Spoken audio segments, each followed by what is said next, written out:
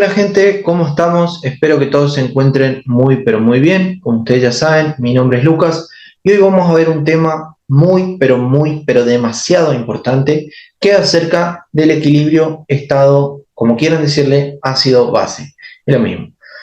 ¿Por qué es muy importante? Porque sí o sí tenemos que saber tanto para el examen como para nuestra carrera porque es un tema muy pero muy importante. Además es un tema que sí o sí a la mayoría de ustedes se los van a preguntar ahora, tanto en la era de Nefro como en el final de Medicina Interna 1, como en el final de Medicina Interna 2, como también en su final de carrera. Entonces vamos a arrancar con esta clase. Traté de resumirla lo más posible, pero es algo pero muy largo, debido a que puse, digamos, desde lo básico, desde la parte, digamos, físico-química del estado ácido-base hasta lo que vendría a ser lo clínico. Así que vamos a arrancar, prepárense su mate, su tereré, su café, lo que ustedes quieran, y arranquemos con esta clase que creo que quedó buenísima. Cualquier cosa, si no entienden algo, vuelvan para atrás, vuelvan a mirarlo, y si no entienden de vuelta, me avisan por WhatsApp y obviamente sacamos todas las dudas. Siempre cuando nos preguntan ácido base quedamos así al momento del examen. Y hoy eso se termina, gente, así que arranquemos. ¿Cuáles son las cosas que tenemos que aprender primero? Tenemos que definir lo que es un pH. El pH es, digamos, un logaritmo negativo de la concentración de protones. ¿Pero qué carajo significa eso? Ahora vamos a ver. El pH, como dice acá, es, digamos, la medida, o sea, es lo que a mí me dice cuántos ácidos o cuántas bases tiene una solución. Por ejemplo, si yo tengo un vaso de agua, yo quiero saber cuántos protones tengo acá y lo hago a través de el pH. Ustedes por ahí pensarán, pero a mí qué me importa cuántos, digamos, protones o cuántas bases tiene un vaso de agua, pero acá lo que importa es que lo pongamos en un fundamento clínico. El pH, si ustedes se acuerdan, en nuestro cuerpo es aproximadamente entre 7,35 y 7,45. En algunos lugares van a ver que dice que es de 7,38 a 7,44. No importa. Este valor no lo vamos a aprender hoy, nos vamos a manejar con este. Con una media de ¿qué? De 7,40 o 7,4.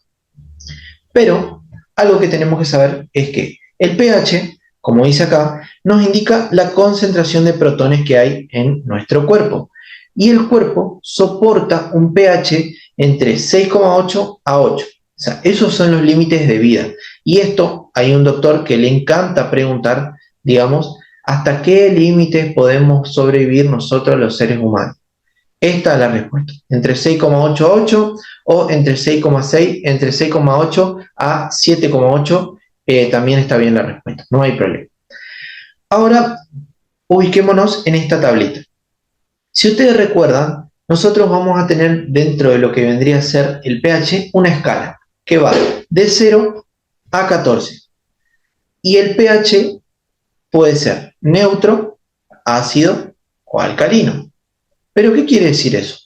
Cuando hablamos de un pH neutro, hablamos que la cantidad de protones y la cantidad de oxidrilos es la misma, o sea, es igual. Sin embargo, cuando nosotros hablamos de que hay un pH ácido, esta, digamos, relación es desigual. Entonces hablamos de que es ácido cuando aumenta la cantidad de protones. Fíjense acá, yo voy a tener más protones que oxidrilos, por ejemplo. Sin embargo, cuando yo hablo de una sustancia alcalina, yo voy a ver mayor concentración de oxidrilos que de protones. Y si recordamos, la sangre estaba por acá, entre 7,35 a 7,45. O sea que podemos decir que nuestra sangre es levemente básica o levemente alcalina. Pero algo muy importante que tenemos que saber es que nuestro cuerpo tiende a la acidosis, tiende a irse para acá arriba. ¿Y por qué? Porque tiende a producir ácidos. Dentro de esos ácidos vamos a tener ácidos volátiles y ácidos no volátiles. ¿Qué quiere decir esto? Ácidos que yo los puedo eliminar a través de la respiración y dentro de acá vamos a tener lo que es el CO2 y otros ácidos que no los voy a poder eliminar con la respiración y los voy a eliminar a través del riñón, como por ejemplo el ácido carbónico y el ácido fosfórico. Estos ácidos yo no voy a poder medirlos. Sin embargo, el CO2, que yo lo producía a través del metabolismo de la glucosa por el ciclo de Krebs, yo a este sí lo voy a poder medir. ¿A través de qué? A través del análisis de gases arteriales, el AGA. Entonces, esas cositas son las que primero tenemos que aprender para empezar a entender qué es un equilibrio ácido-base. Además, otra cosa que tenemos que saber, los protones son cationes. Y si ustedes recuerdan, nosotros, tanto adentro de la célula como afuera, íbamos a tener acá el líquido y acá lo que vendría a ser el líquido extracelular. El principal cation intracelular es el potasio. Y afuera, digamos en el LEC, tiene un valor entre 3,5 a 5 miliequivalentes por litro. ¿Está? Pero ¿cuál es el tema? Si yo quiero expresar la concentración, digamos, la cantidad de protones que hay en el LEC, es un número horrible. O sea, si lo quiero expresar en miliequivalentes, es un número de 0,000004 miliequivalentes por litro, lo cual es horrible y obviamente que no pretendo que ustedes se lo acuerden. Por eso nosotros hacemos esta ecuación, la del pH, la del menos logaritmo de la concentración de protones. ¿Para qué? Para obtener este numerito que es 7,4 de la concentración de protones. ¿Estamos?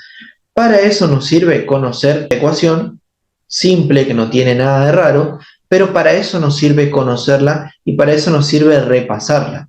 Otra cosa que tenemos que ver ahora es al respecto de estos dos conceptos. Hablamos de que era un ácido, de que era una base, del protón, del oxidrilo, pero no hablamos, no los definimos, digamos, y eso es algo muy importante. Un ácido es toda molécula que se va a encargar de liberar protones.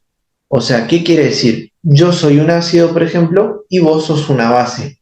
Yo voy a tender a darte, a regalarte protones. Y vos como base vas a tender a recibir protones. Pero vamos a ver que tanto los ácidos como las bases van a haber de tipo débiles y fuertes. ¿Qué quiere decir esto? Yo puedo tener o un ácido débil, o una base débil, o una base fuerte y un ácido fuerte. ¿Qué quiere decir esto? Un ácido débil es aquel que le cuesta dar, digamos, le cuesta, es como un ácido esquino, porque le cuesta regalar su protón. Y el típico ejemplo de este es el ácido carbónico, que lo vamos a ver más tarde.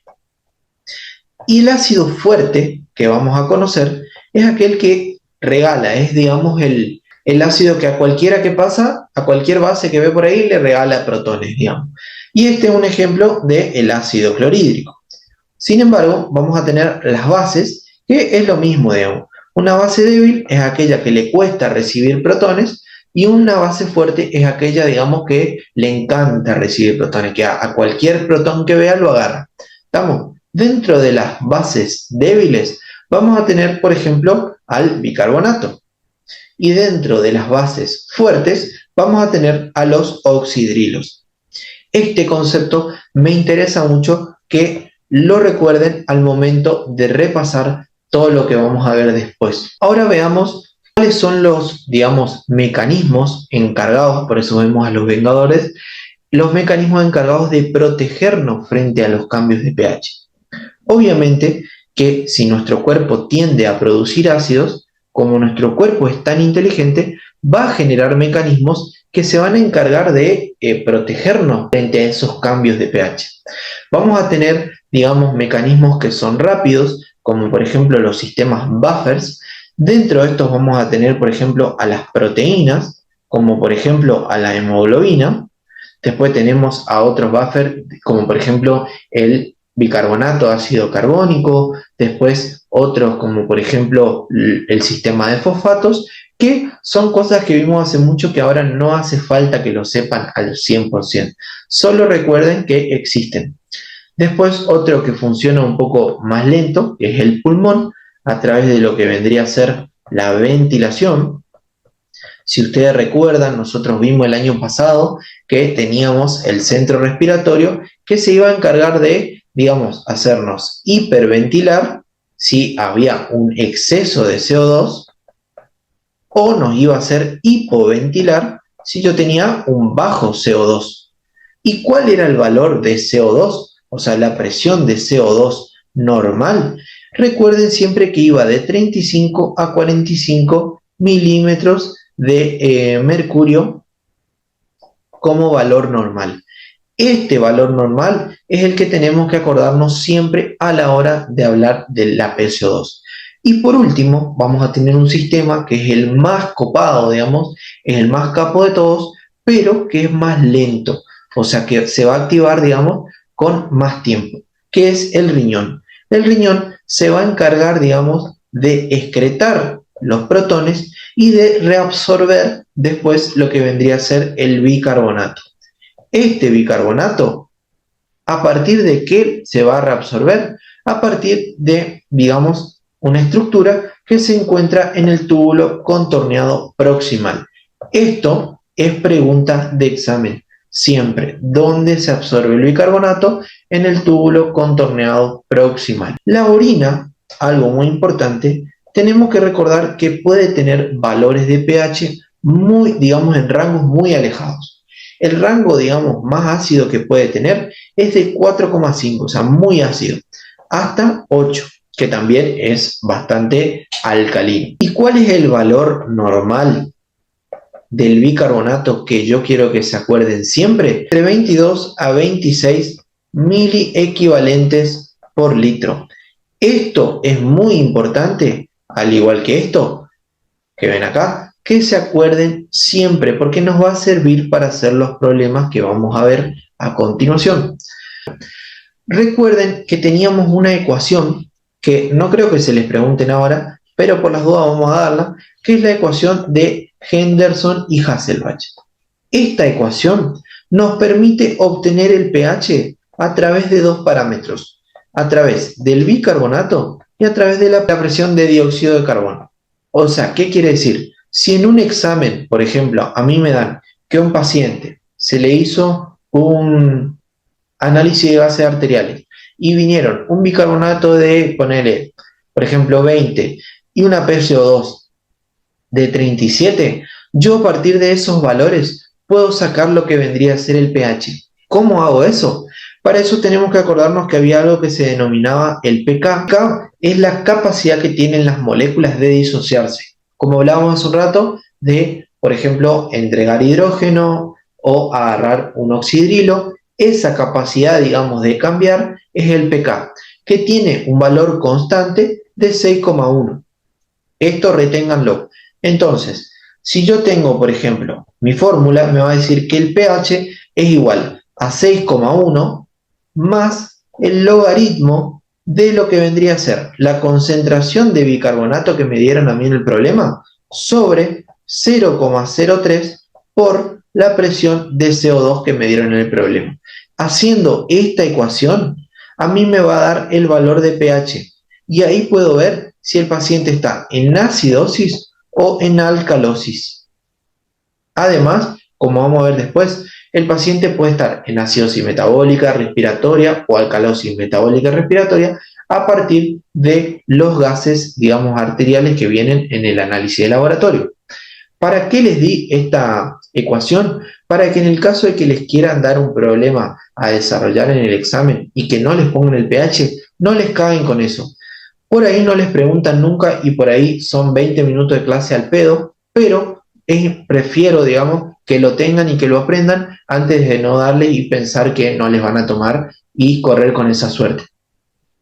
Ahora, otra vez recordamos que, digamos, tenemos valores a través de que lo vamos a obtener a través del AGA, a través del análisis de gases arteriales, y recuerden siempre los valores. pH de 7,35 a 7,45. Si el pH está bajo, estamos ante una acidosis.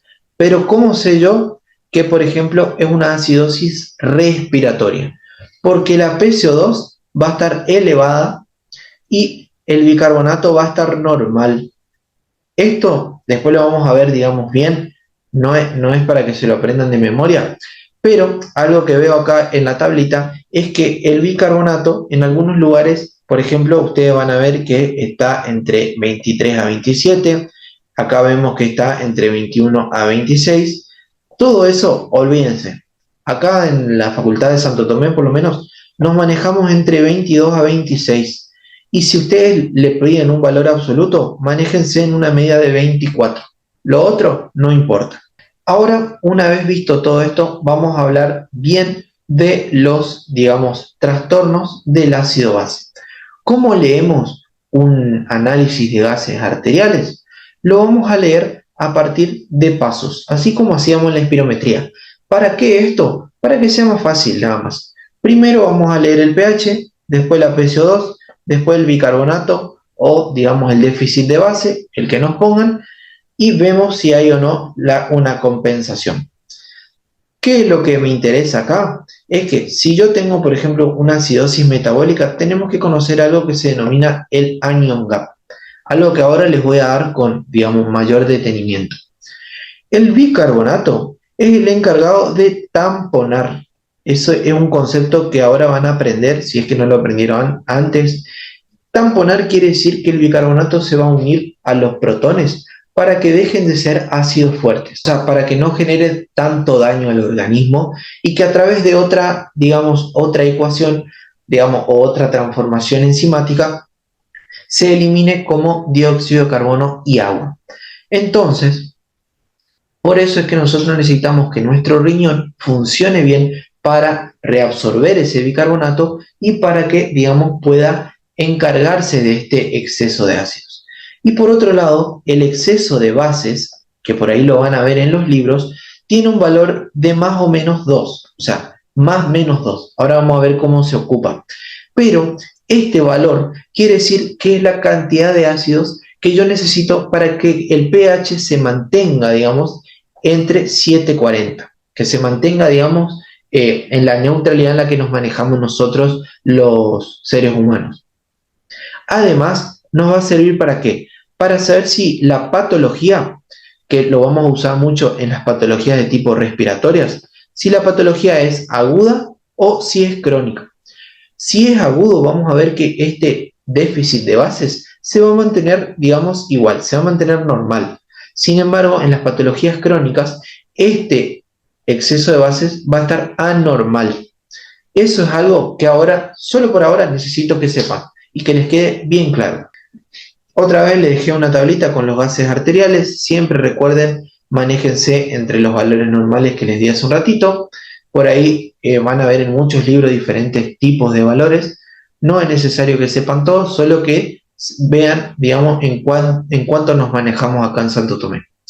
Ahora hablemos de este concepto muy importante que es respecto del anion gap o brecha aniónica. Hoy hablamos que, digamos, había iones tanto extracelulares como intracelulares. El catión extracelular, digamos, si esta es mi célula, este es el LIC, dijimos, y teníamos el LEC. Ahora vamos a situarnos en esto, en el LEC. Principalmente, el catión principal es el LEC. O sea, supongamos que toda esta cantidad es el LEC, es el sodio que está en el LEC, ¿sí? Vamos a ver que, por ejemplo, yo tengo otros aniones que tienen carga negativa en el LEC, y estos son el cloro y el bicarbonato. Estos, si yo sumo estos dos, vamos a ver que nunca igualan la cantidad de cationes que yo tengo, digamos, en el LEC. O sea, por ejemplo, si yo tengo una concentración de entre 135 y 145 miliequivalentes litro de sodio,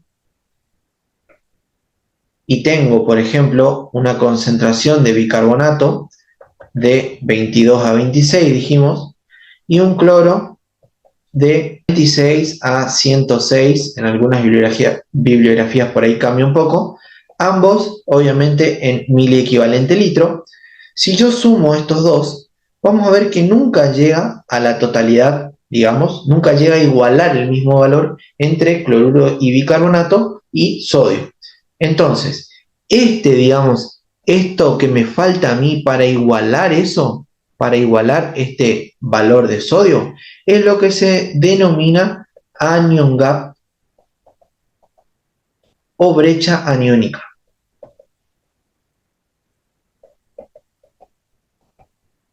¿Y cuál es el valor normal del anion gap? Tiene un valor de entre 6 a 12. O sea, ¿qué quiere decir esto? Es que a mí siempre me va a faltar, normalmente, entre 6 a 12 para igualar, digamos, la cantidad de cationes de la cantidad de aniones. Porque estos, el anion gap, digamos, ¿son qué cosa? Son los ácidos no volátiles que hablábamos hoy, el ácido carbónico, el ácido fosfórico, y son aquellos que yo no puedo medir. Por eso me queda esta brecha aniónica.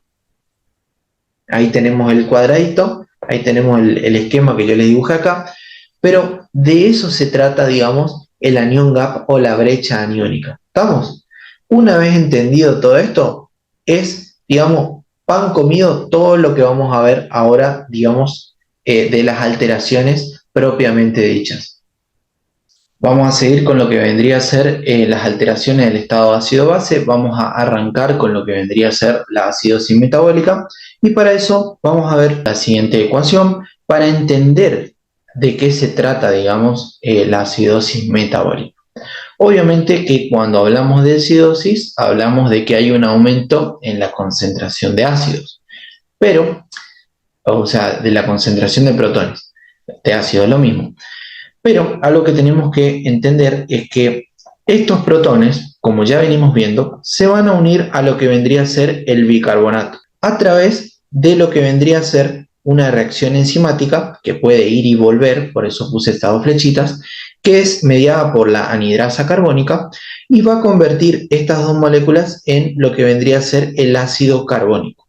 Este ácido carbónico, a través de la misma enzima, a través de la anhidrasa carbónica, se va a convertir, digamos, en agua más CO2, o sea, más dióxido de carbono, los cuales, tanto el agua como el CO2, se van a eliminar.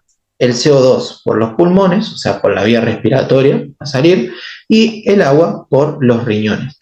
Pero, ¿qué es lo que pasa acá, digamos, en la acidosis metabólica? La acidosis metabólica dijimos que es un proceso en el cual vamos a tener ya sea una pérdida de bicarbonatos o un aumento en la producción de protones. O sea, ¿qué quiere decir? O por algún lado yo estoy perdiendo estos bicarbonatos o por otro lado estoy aumentando la cantidad de protones. No importa cuál sea el mecanismo, esto me va a generar de todas formas un aumento en la concentración de protones, lo cual me va a llevar a que el pH baje, porque recuerden que era la inversa, digamos, o sea, el menos logaritmo negativo, a más protones tengo, menor es el valor de pH. ¿Cómo se va a compensar esto? A través de la hiperventilación, o sea, el sistema respiratorio va a empezar a hiperventilar para tratar de sacar ese exceso de protones a través de toda esta, digamos, a través de todas estas reacciones que vimos al principio. Entonces, como les venía diciendo, como tengo un aumento de protones, yo voy a tener, digamos, que estos protones se van a unir al bicarbonato. Se va a formar el ácido carbónico y se va a formar, digamos, el CO2 más el agua. ¿Por qué sucede esto? Yo acá tengo el hidrógeno, que es un ácido fuerte, y el bicarbonato, que dijimos que era una base débil. La unión de todos estos, o sea, la unión del ácido fuerte más la base débil, me va a generar ¿qué cosa? Un ácido débil, que es el ácido carbónico. Pero para el cuerpo es más fácil o es mejor taponar este hidrógeno y generar un ácido débil que tener los ácidos fuertes dando vuelta por ahí. Por eso es que se produce toda esta reacción. Por tanto, la típica frase, si yo tengo, por ejemplo, una acidosis metabólica, o sea, si lo que está fallando, digamos, es mi riñón, el que se va a encargar de compensar es mi pulmón. O sea, mi sistema respiratorio se va a encargar de compensar la acidosis metabólica a través de la hiperventilación. Entonces, ¿cómo va a venir un paciente con acidosis metabólica? Ahí tenemos, por ejemplo, la respiración de Kussmaul, que es característica en estos pacientes con acidosis metabólica. ¿Cómo va a venir este paciente? Va a venir con el pH, obviamente bajo, como estuvimos hablando, el bicarbonato, como dijimos que había una pérdida o una disminución en la producción, va a estar bajo, y en la PCO2, como se está lavando, como el paciente está hiperventilando y está sacando el CO2, va a estar bajo. Entonces, en la acidosis metabólica, yo tengo todo bajo. Y eso es algo muy importante que sepamos para poder diferenciar de, digamos, una acidosis respiratoria. En la acidosis respiratoria, que vamos a ver después, yo voy a tener, sí, el pH bajo, pero el bicarbonato puede estar normal o elevado. Y ahí yo hago la diferencia entre uno y el otro. ¿Por qué baja este PCO2? Ya dijimos, por aumento de la frecuencia respiratoria y por tanto, digamos, desciende lo que vendría a ser el CO2 del organismo. Pero una vez que yo tengo todo esto, o sea, veo que todo está bajo, yo tengo que determinar una cosa. Si el problema es, como dijimos, por pérdida de bicarbonato o por ganancia o hiperproducción de protones.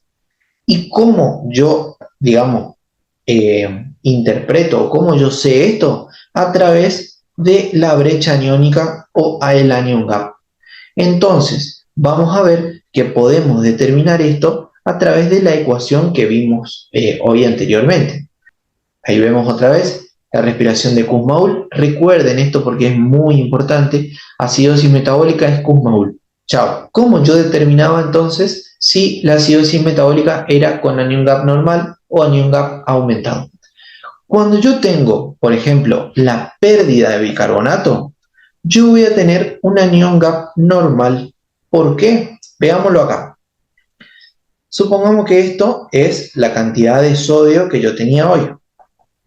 Y acá tengo lo que vendría a ser la cantidad de cloro, pero ahora tengo menos bicarbonato, ¿estamos? Entonces lo que algunos pensarían es que, bueno, pero entonces el anion gap aumentaría en este caso. Y eso no es así, porque ¿qué es lo que pasa? Como yo tengo una disminución del bicarbonato, mi cloruro tiende a aumentar la cantidad de cloro. Entonces vamos a tener, digamos, una disminución del bicarbonato, eso sí, pero un aumento del cloruro. Y eso me va a generar ¿qué cosa? Que el anion gap se mantenga normal. Por ello, se denominan a estas acidosis como hiperclorémicas con anion gap normal. ¿Cuáles son las causas de esto? Muy importante porque es pregunta de examen. Muy importante. ¿Cuáles son las causas? ¿Cómo yo puedo perder bicarbonato? Hoy les hablé que el bicarbonato se absorbe ¿dónde? Se reabsorbe en el túbulo contorneado proximal. Entonces, ¿dónde yo puedo tener? Acá está mal escrito. ¿Dónde tengo una disminución de la reabsorción? ¿Dónde tengo una disminución de esta reabsorción? En la acidosis tubular renal de tipo 2, que lo van a ver en las clases de acidosis tubular renal. Todo el mecanismo, por qué se produce, es algo re fácil. ¿Dónde puedo tener, por ejemplo, una patología donde yo disminuya la excreción de ácidos? En la acidosis tubular renal de tipo 1 y 4. Algo que no se pregunta tanto. Pero recuerden siempre acidosis tubular renal tipo 2. ¿Dónde voy a ver también la pérdida intensa de bicarbonato? En una pérdida de tipo extrarrenal. Porque algo que tenemos que saber es que cuando yo tengo pérdida, la pérdida puede ser renal o extrarrenal. En este caso, de la acidosis tubular renal, vamos a tener una pérdida de tipo renal. Pero en la diarrea intensa, tengo una pérdida de tipo extrarrenal. Y la principal causa de diarrea intensa es el cólera. Se han visto muchos casos de acidosis metabólica por cólera, más que nada en la antigüedad, pero vamos a ver que el cólera, además de, digamos, hacer una acidosis de tipo metabólica, hiperclorémica, vamos a ver que genera una pérdida de potasio generando una hipocalemia. Entonces estos pacientes, además de toda la clínica de la acidosis metabólica, venían con contractura, digamos, con espasmo abdominal a causa de la hipocalemia. Otra de las causas son los vómitos. Entonces, pacientes, por ejemplo, bulímicos, nos pueden hacer acidosis metabólica. Otras causas, por ejemplo, son los drenajes del intestino delgado, algo menos frecuente, pero que tenemos que saber a la hora del examen. Tenemos una mnemotecnia, obviamente pueden memorizarla, a mí la verdad no me sirvió mucho, pero se las dejé por las dudas. Y por otro lado, vamos a ver algo mucho más preguntado, que es al respecto de las causas de acidosis metabólica con anion gap elevado. Acá vamos a tener al anion gap elevado. ¿Por qué? Porque hay un exceso de protones, por todo lo que ya venimos viendo. Si yo aumento el exceso de protones, aumento la producción de ácidos, tanto volátiles como no volátiles. Entonces, si yo aumento la cantidad de ácidos no volátiles, ¿genero qué cosa? Aumento del anion gap. Entonces, el aumento de la producción de ácidos tiene diversas causas y dentro de la que más nos preguntan es la cetoacidosis diabética. La cetoacidosis diabética, como algunos de ustedes por ahí recordarán, nosotros como no tenemos, en la diabetes tipo 1 principalmente, como no tenemos insulina, tenemos que obtener, digamos, energía a través de qué cosa? A través de lo que vendrían a ser los ácidos grasos. Entonces, a través de los ácidos grasos, nosotros generamos energía, pero también generamos qué cosa? Los cetoácidos. Y estos cetoácidos son ácidos no volátiles. Entonces, estos cetoácidos generan aumento de lo que vendrían a ser la cantidad de protones en el cuerpo y generan la acidosis metabólica. ¿Qué otras causas tenemos? Por ejemplo, la cetoacidosis metabólica por pacientes que consumen de manera crónica el alcohol, después por inanición, o sea, por desnutrición, la acidosis láctica, muy preguntada con respecto al shock séptico, porque en el shock séptico tenemos qué cosa, una vasodilatación y provocamos, digamos, una disminución en el intercambio gaseoso de oxígeno y dióxido de carbono. Otras causas, por ejemplo, tenemos el aumento en la ingesta de ácidos. Principalmente lo que nos pueden preguntar acá es la ingesta de metanol, ya sea por suicidio o por una equivocación, y después la ingesta de salicilato, como por ejemplo la aspirina, que todos ya sabemos que, digamos, un consumo excesivo nos va a generar una acidosis metabólica. Y por último también tenemos la ingesta del etilenglicol, otra de las causas no tan frecuentes, y por último tenemos una disminución en la excreción de ácidos. Por ejemplo, en la acidosis urémica, cuando tenemos una tasa de filtración glomerular por debajo de 25, y acá vamos a ver que tenemos dos situaciones. Por ejemplo, en la insuficiencia renal aguda, que eso ya va a ser un criterio para hacer la diálisis, y también tenemos en la insuficiencia renal crónica, pero de tipo avanzada. ¿Qué es lo que necesito que se acuerden de esta diapositiva? Principalmente de la cetoacidosis diabética y de la sepsis, porque son preguntas muy frecuentes en oral. Ahora vamos a hablar acerca de lo que vendría a ser el cuadro clínico, principalmente. Como hablamos hace un ratito, íbamos a tener alteraciones del potasio. Entonces, cuando ustedes vean la clase de potasio, porque si no ahora se me va a hacer muy largo, todos los síntomas que puede tener el paciente los va a tener ahora. O sea, todos los síntomas de la hiperpotasemia, al igual que síntomas por la proteólisis, por ejemplo, la rhabdomiólisis, Después, aumento de la reabsorción ósea y lo que más me importa acá que ustedes recuerden es las alteraciones a nivel del sistema nervioso central, como por ejemplo el estupor y el coma.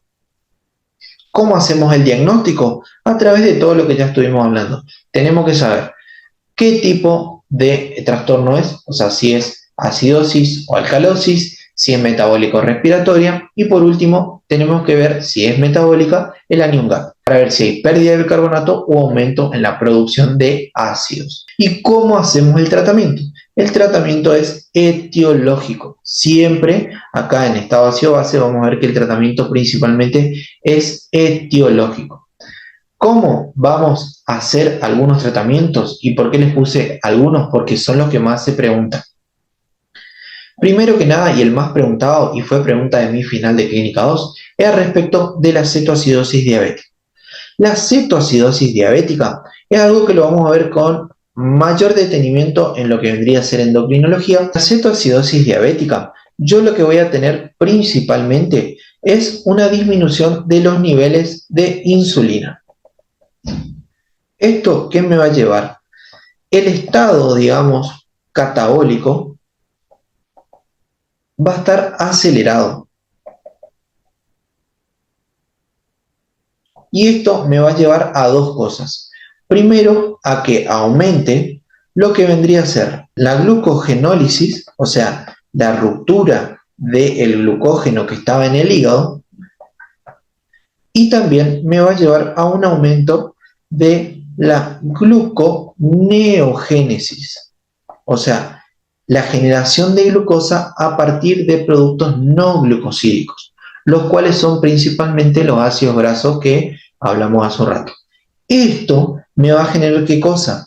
Un aumento de la glucemia, un aumento de la osmolaridad plasmática, un aumento de la lipólisis y un aumento en lo que vendría a ser la cetogénesis. Esto lo que me va a generar, digamos, de malo es que me va a producir, digamos, un aumento en la cantidad, digamos, de cetonas o de cuerpos cetónicos. Y es lo que me va a llevar a la acidosis metabólica. Como dijimos, con anion gap aumentado. Otra cosa que va a disminuir acá es al respecto de la utilización de la glucosa periférica, lo que me va a generar como efecto secundario todos estos mismos procesos por activación de los mecanismos. Eso principalmente ahora es lo que tienen que saber al respecto de cetoacidosis diabética, que como le digo después lo vamos a ver de manera más profunda. ¿Cómo hacemos el tratamiento de la cetoacidosis diabética? Principalmente lo hacemos administrando insulina endovenosa, reposición de líquidos, sueroterapia y control de potasio. ¿Por qué? Porque vamos a ver después que en la célula, como dijimos, el principal catión es el potasio y afuera va a estar el hidrógeno. ¿Qué pasa? Si yo tengo un aumento de hidrógeno acá, lo que va a tender la célula, al igual que el medio interno, para mantener, digamos, el equilibrio, va a meter acá hidrógeno y va a sacar potasio. ¿Para qué? Para no, digamos, para no tener la acidosis. Pero esto, ¿qué me va a generar? Va a generar una hipercalemia. Entonces yo tengo que controlar siempre los niveles de potasio. Por otro lado tenemos la sepsis, que digamos, la sepsis, ustedes ya saben cómo tratarla de medicina interna 1, pero el principal tratamiento es el antibiótico endovenoso y la sueroterapia con el soporte hemodinámico. Y por último, las intoxicaciones, ya sea por ejemplo con metformina, lo vamos a hacer con expansión de volumen y bicarbonato endovenoso, y en el caso de que no responda, le vamos a hacer la diálisis. Después la intoxicación con metanol, hemodiálisis de urgencia e infusión con etanol, porque sirve para contrarrestar, digamos, debido a una competencia por los receptores. Y por último, el litio, hemodiálisis de urgencia. Ese es el tratamiento necesario que tienen que saber para el examen, porque es pregunta siempre de examen oral, principalmente. Ahora hablemos de lo que vendría a ser la compensación esperada en estos pacientes. Esto, chicos, es algo que les pueden preguntar en lo que vendrían a ser los exámenes escritos principalmente, pero es algo muy fácil una vez que lo entendemos. Hoy hablamos que, por ejemplo, en la acidosis metabólica yo iba a tener una disminución del pH, una disminución del bicarbonato y una disminución de la presión de dióxido de carbono. Pero ¿cómo sabemos nosotros que el cuerpo está respondiendo a esas alteraciones de manera correcta? Ya hablamos que el que se iba a encargar de la acidosis metabólica iba a ser ¿quién? El pulmoncito. Entonces, este pulmón se iba a encargar, digamos, de lavar el exceso de protones que yo tenía a través de lo que vendría a ser la hiperventilación. Ahora yo les pongo un ejemplo. Supongamos que a mí me dan un caso de un paciente, no importa el pH, pero lo que sí me importa acá es que el bicarbonato que me dieron es de, por ejemplo, 9. Entonces, ¿yo cómo sé que el paciente está respondiendo de buena manera? Yo lo que voy a hacer es, primero me dieron, por ejemplo, un pH de 7,15. Supongamos que me dieron un paciente con un pH de 7,15 y un bicarbonato de 9 y yo quiero saber si el paciente está respondiendo bien o no está respondiendo bien a lo que vendría a ser a la acidosis metabólica. ¿Qué es lo que yo tengo que hacer? Es hacer la PCO2 multiplicar 1,5 por la concentración de bicarbonato que me dieron más 8 más menos 2. Así yo puedo saber si el paciente está compensando o no está compensando. Ahora les muestro.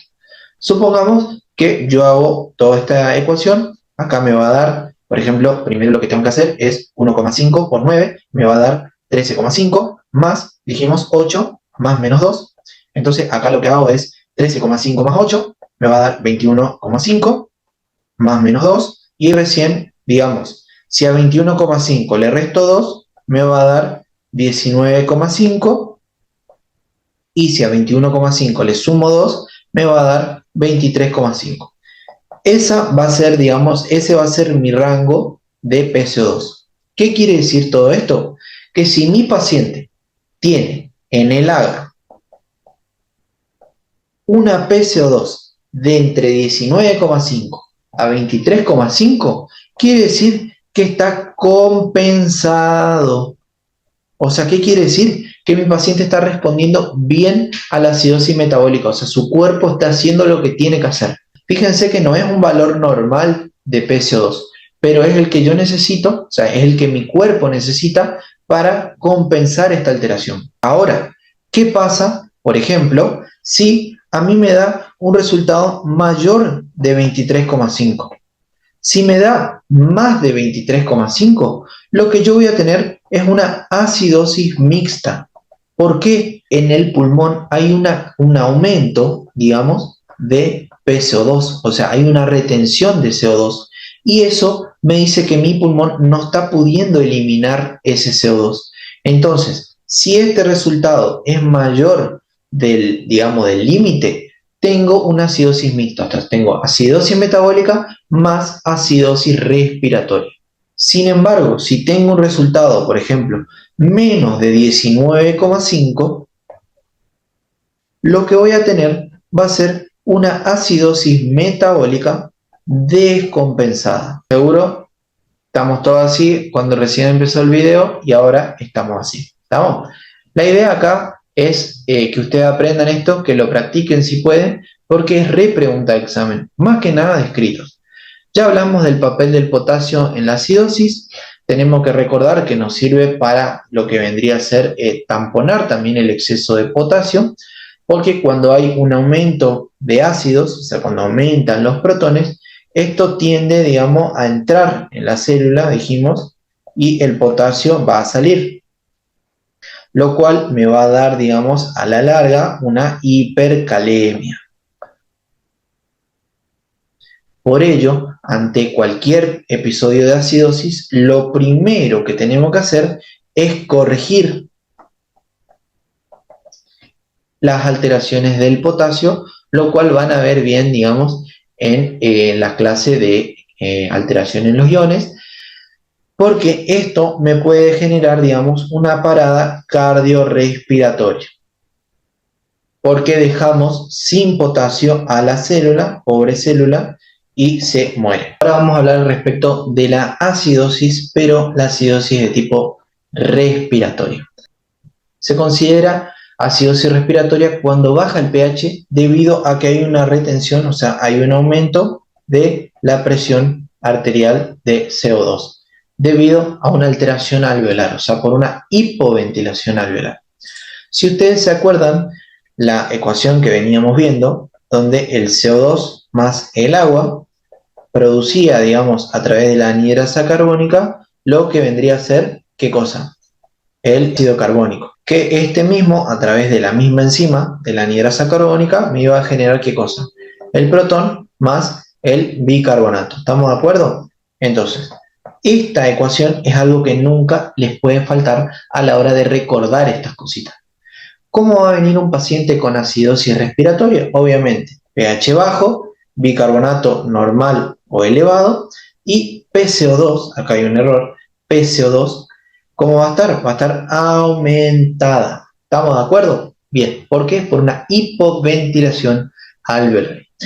Esta acidosis respiratoria, ustedes ya lo vieron el año pasado en lo que vendría a ser en la era de Neumann. ¿Por qué? Si ustedes recuerdan, dentro de la insuficiencia respiratoria, yo tenía la insuficiencia respiratoria tipo 2, que está, digamos, caracterizada por la hipercapnia. ¿Y qué es la hipercapnia? Es el aumento de la PCO2, o sea, el aumento del dióxido de carbono en la sangre. ¿Estamos de acuerdo? ¿Y por qué, digamos, nosotros tenemos que recordar esto? Porque es un problema netamente, digamos, del pulmón. Y algo que tenemos que recalcar es que el bicarbonato puede estar normal o alto. ¿Depende de qué? Depende de si es agudo o si es crónico.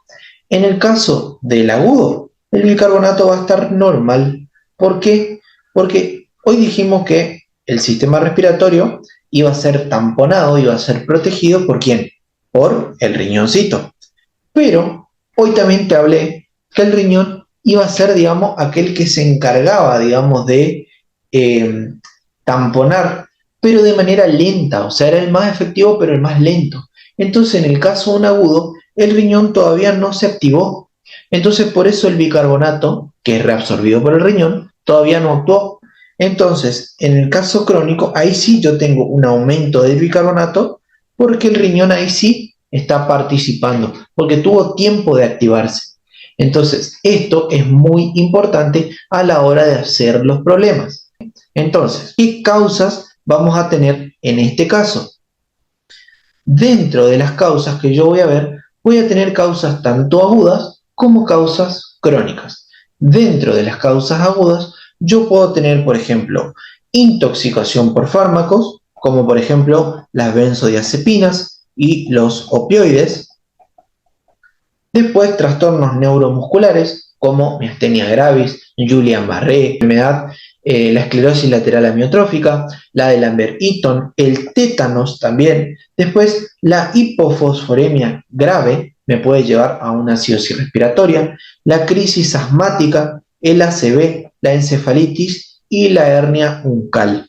¿Cuáles son las que yo recomiendo que sepan? Intoxicaciones por fármacos y las neuromusculares, como para ir bien en el examen, como para no mezclarnos tanto. Les dejé acá un cuadrito donde podemos ver dónde están las alteraciones, digamos, y cada una, digamos, de sus causas. Por ejemplo, si tengo una alteración en el centro respiratorio, digamos, principales causas son, por ejemplo, la depresión farmacológica, donde ya hablamos de las benzodiazepinas y de los opioides. Pero si tengo, por ejemplo, una alteración en el tronco, puedo hablar de una encefalitis, de una hemorragia, de un cáncer. Después, si tengo lesiones en la médula espinal, puedo hablar, por ejemplo, de una lesión medular, ya sea por un accidente de auto, por ejemplo. Después, tengo, por ejemplo, alteraciones en los nervios, Guillain-Barré. Así podemos relacionar todas las causas. Yo les aconsejo que sepan por fármacos y por neuromusculares, que es lo más preguntado.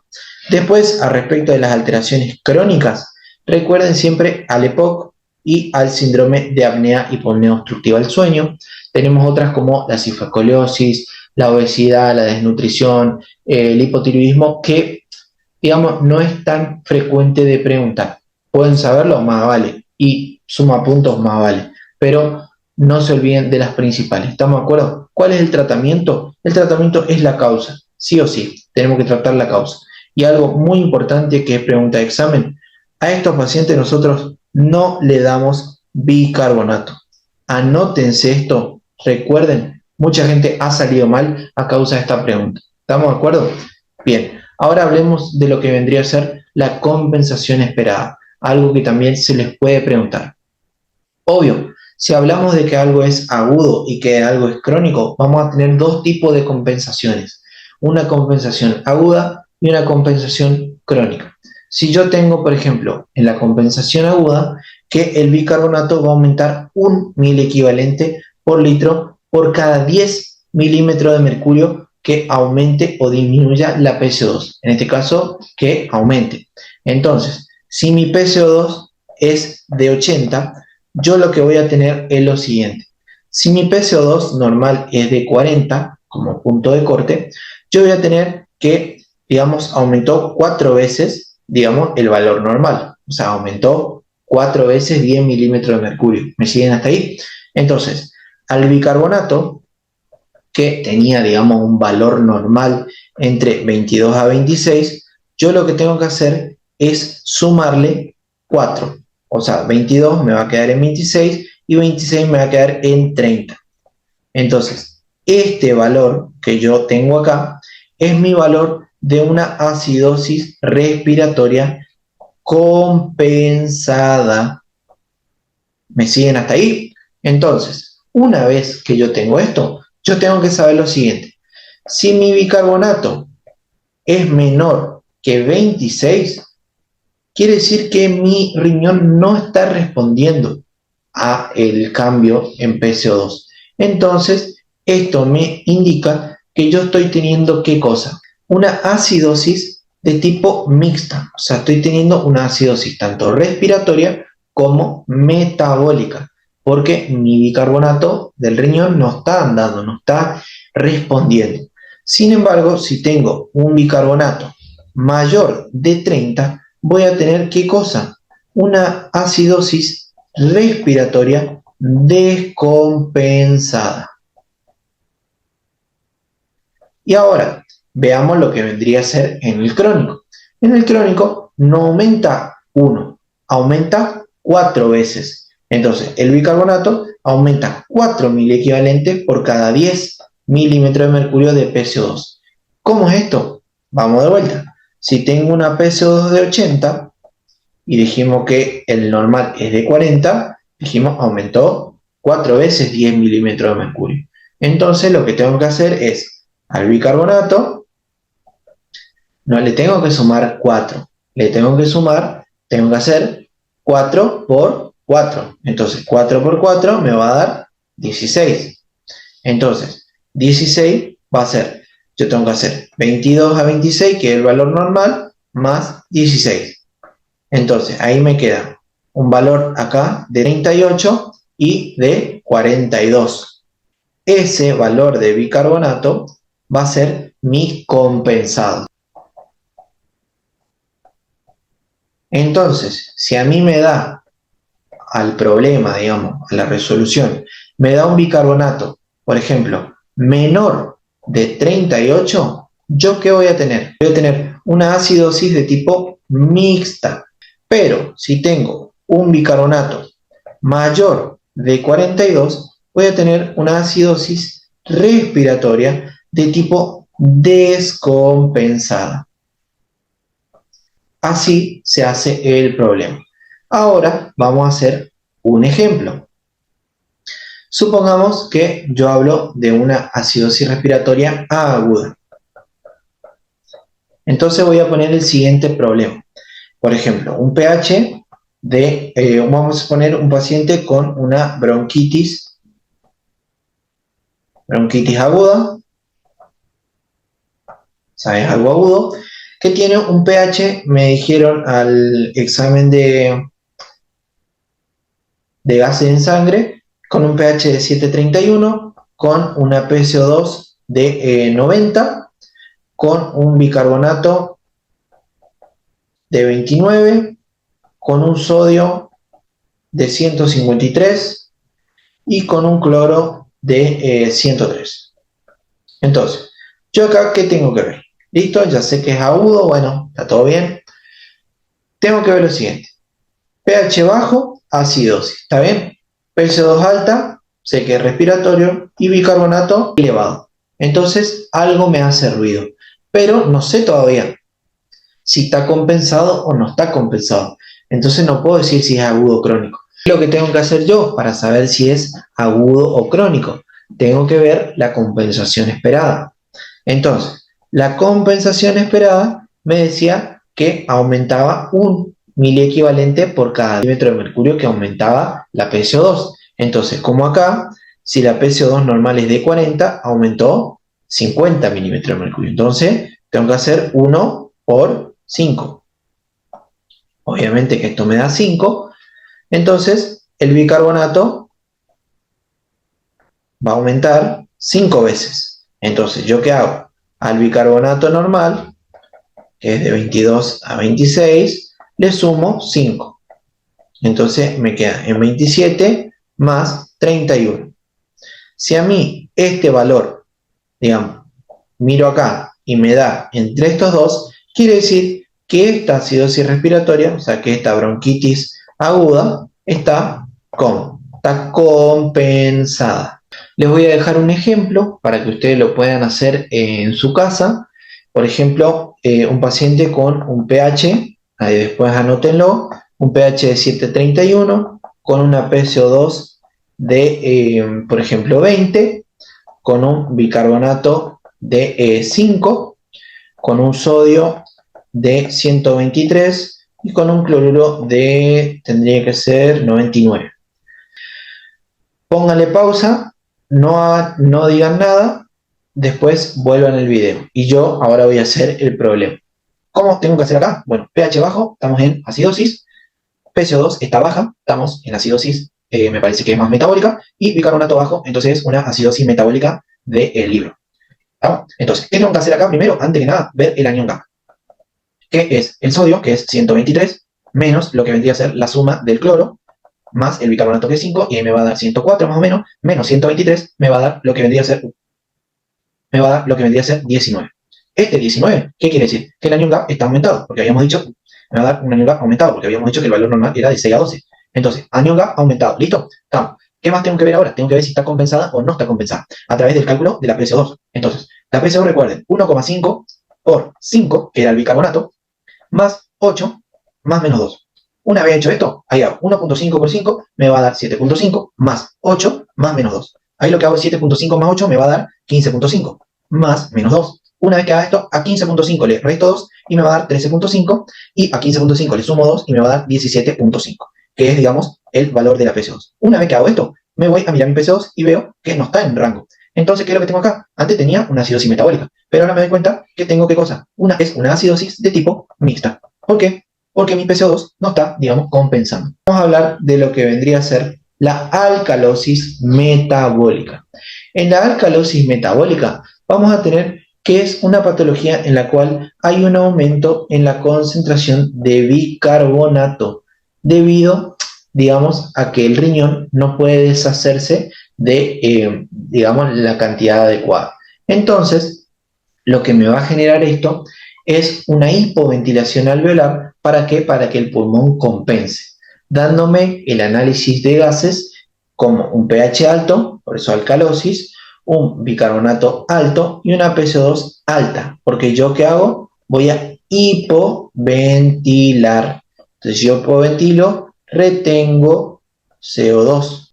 ¿Qué otra cosa tengo que ver acá? Que si este CO2 aumenta, lo que tiene que bajar, ¿qué cosa es? Es el cloro. Entonces, la alcalosis metabólica me va a llevar a ¿qué cosa? A una hipocloremia. Y además, después lo van a ver bien en la clase de iones, esta hipocloremia me va a llevar a una hipocalemia.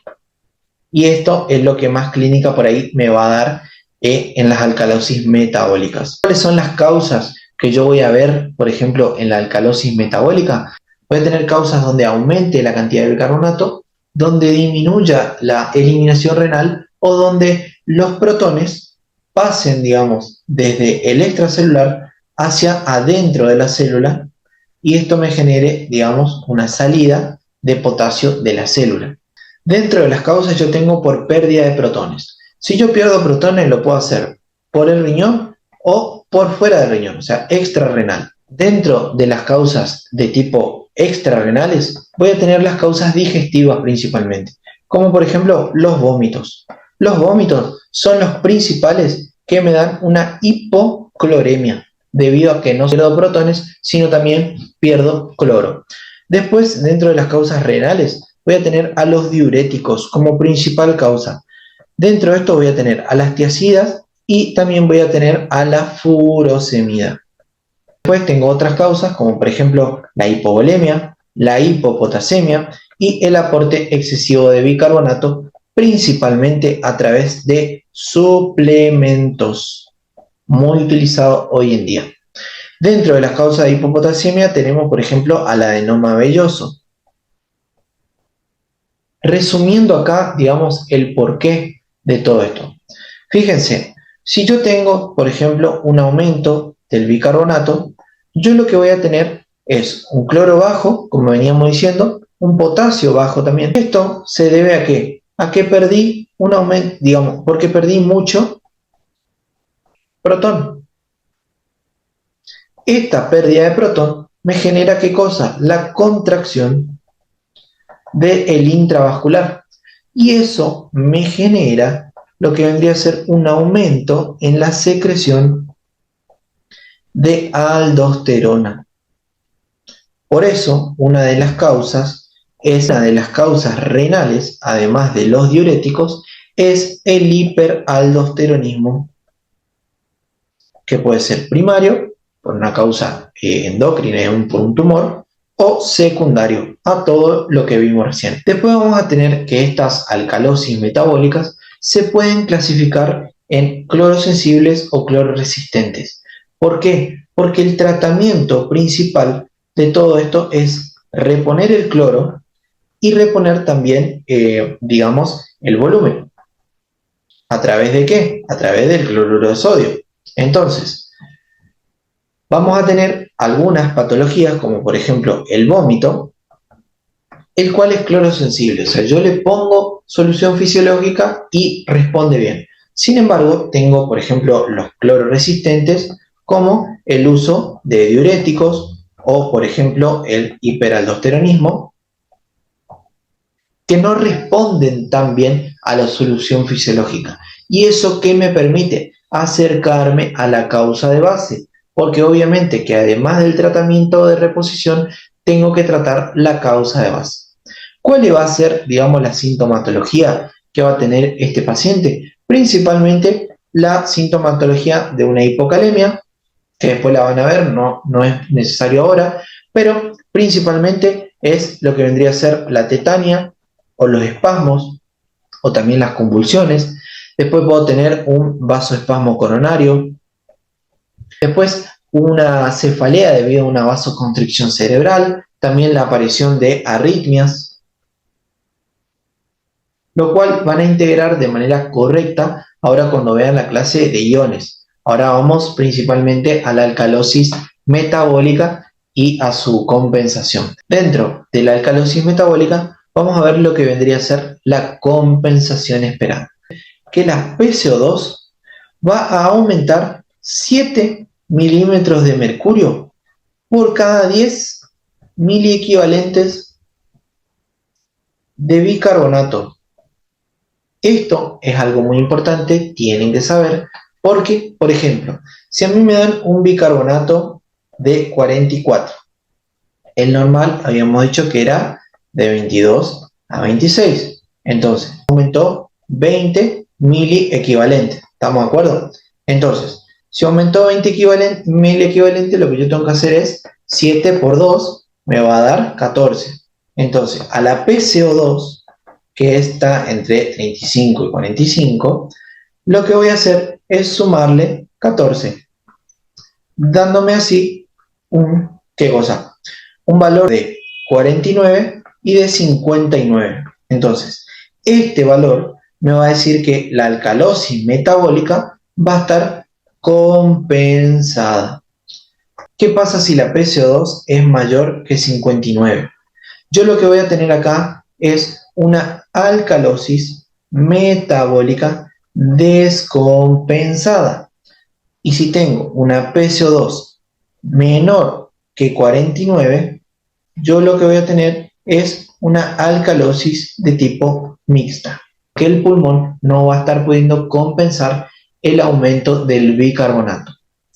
Ahora veamos lo que vendría a ser la alcalosis respiratoria, que también vamos a tener una alcalosis de tipo aguda y una alcalosis de tipo crónica. Esta alcalosis respiratoria es la más frecuente de ver, pero la menos preguntada en examen. ¿Cuál es el marcador típico? O sea, ¿qué es lo que vamos a ver acá? Que el paciente, o la paciente, mejor dicho, hiperventila. ¿Por qué? ¿Por qué digo la paciente? Porque hay estudios donde dice que, digamos, hay una relación 20-1, digamos, que las mujeres hacen más hiperventilación, ya sea de manera patológica o por otras causas. ¿Qué vamos a ver acá? Vamos a ver que el pH va a estar elevado, el bicarbonato va a estar bajo y la PCO2 va a estar bajo, porque ella está hiperventilando, o sea, está sacando PCO2. Dentro de las causas, vamos a ver que todo lo que me genere hipoxemia me va a llevar a una hiperventilación. Dentro de esto tenemos, por ejemplo, la neumonía, tenemos al edema agudo de pulmón, después a las crisis asmáticas, también a lo que vendría a ser el TEP. Todas estas causas que ya vimos el año pasado en Medicina Interna 1 me van a llevar a una hipoxemia y posteriormente, obviamente, a una hiperventilación. Acá lo que me importa es la compensación. Como le dije hace un rato, la compensación puede ser aguda o puede ser crónica. ¿Cómo calculamos esto? En la compensación aguda tengo que el bicarbonato baja 2 milímetros de mercurio por cada 10. Entonces, si mi PCO2 es de 10 y el normal era 40, yo voy a tener que bajó, digamos, 30 milímetros de mercurio. Entonces, tengo que al bicarbonato, tengo que bajarle 6 miliequivalentes por litro para ver si está o no compensado. Entonces, al bicarbonato normal, que era de 22 a 26, le tengo que restar 6. Me queda así 16 y 20. Esto sería el compensado. Pero ahora, si yo tengo, por ejemplo, un bicarbonato mayor de 20, me va a dar que tengo una, ¿qué cosa? Una alcalosis de tipo mixta. Pero si tengo un bicarbonato menor que 16, voy a tener una alcalosis respiratoria, pero descompensada. Y lo mismo va a pasar en este caso, si es crónica. ¿Por qué? Acá va a bajar el bicarbonato 4 veces. Entonces lo que yo tengo que hacer acá no es bajar ya 6. ¿Va a bajar cuánto? Va a bajar 12 veces. Es lo mismo que hicimos acá arriba. Entonces me va a quedar el bicarbonato, ¿de qué manera? Me va a quedar en un resultado de 10 y de 14. Entonces, acá yo voy a ver que está compensado. Y el bicarbonato es mayor que 14, tengo ¿qué cosa? Una alcalosis de tipo mixta. Sin embargo, si tengo un bicarbonato menor que 10, voy a tener una alcalosis de tipo respiratoria, pero descompensada. ¿Estamos? Y así terminamos lo que vendrían a ser estas alteraciones del estado ácido-base. Les puse un caso clínico donde Pedro Sáenz, un paciente fumador severo de hace aproximadamente 40 años, o sea, el paciente tiene EPOC, hipertenso grado 2, acude al servicio de urgencias porque aumentó su disnea, fiebre y tiene expectoración mucopurulenta. Acá lo que tenemos que ver es cómo está el pH, cómo está la PCO2 y cómo está el bicarbonato. Pónganle pausa, hagan el casito y después vean cómo yo lo hice. Vamos a ver acá que si nosotros buscamos la compensación crónica, vamos a ver lo siguiente. Que el bicarbonato aumentó ¿cuánto? Aumentó 4 miliequivalentes por litro. Entonces, yo lo que voy a hacer es lo siguiente. al bicarbonato, ¿sí?, que está entre 22 y 26 en normal, le voy a sumar, ¿cuánto? 12. Entonces me va a quedar un bicarbonato de entre 34 y 38. Ahora, viendo lo que vendría a ser el bicarbonato, veo que me da bajo. Entonces, si mi bicarbonato, dijimos, era menor que 34, ¿yo qué iba a estar? Iba a estar frente a una acidosis mixta. Entonces, este casito clínico es una acidosis mixta. Así que bueno, gente, espero que les haya gustado la clase, espero que les haya servido y espero que hayan entendido el tema. Cualquier cosita, cualquier duda, espero que me consulten. Gracias por su atención, gracias por su paciencia. Espero que la clase no haya quedado tan larga y espero que hayan entendido que es lo más importante. Les mando un abrazo grande, buen estudio y buen inicio de semana. Nos vemos la próxima.